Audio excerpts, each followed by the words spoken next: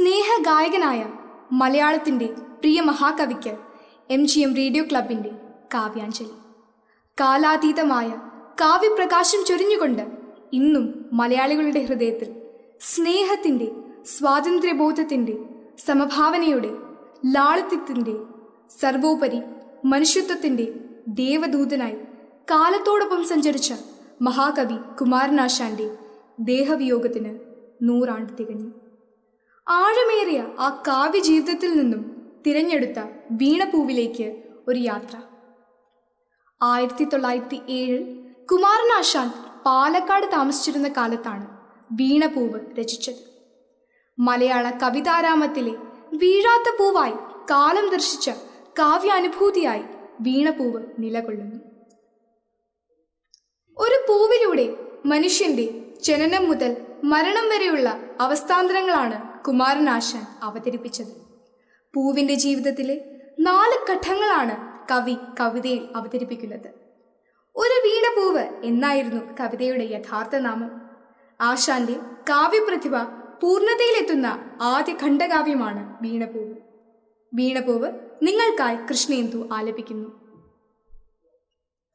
ഹാ പുഷ്പമേ അധിക തുംഗപദത്തിലെത്ര ശോഭിച്ചിരുന്നിതൊരു രാജ്ഞി കണക്കയേ നീ. ശ്രീഭൂവിലസ്ഥിര അസംശയം ഇന്നു നിന്റെ ആഭൂതിയെങ്ങു പുനരെങ്ങു കിടപ്പിതോർത്താൽ.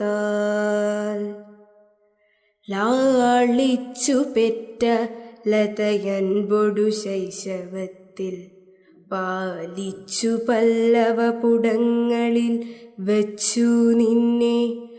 ആലോലവായു ചെറുതൊട്ടിലുമാട്ടി താരാട്ടാലാപമാർന്നു മലരേതലമർമരങ്ങൾ.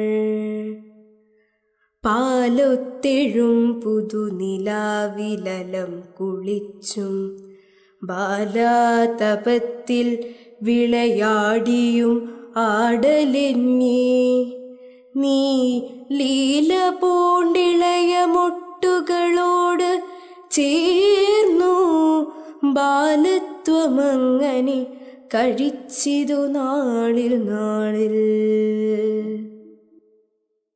ശീലിച്ചു ഗാനം ഇടചേർന്നു ശിരസ്സുമാട്ടി കാലത്തെഴും കിളികളോടധ മൗനമായി നീ. ഈ ലോക തത്വവുമയേ തെളിവാർന്ന താരാ ജാലത്തോടു മുൻമുഖതയാർന്നു പഠിച്ചുരാവിൽ.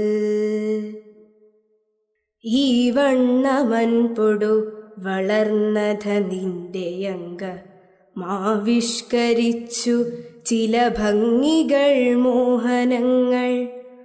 ഭാഗം പകർന്നു വദനം കവിൾ കാന്തിയാർന്നു.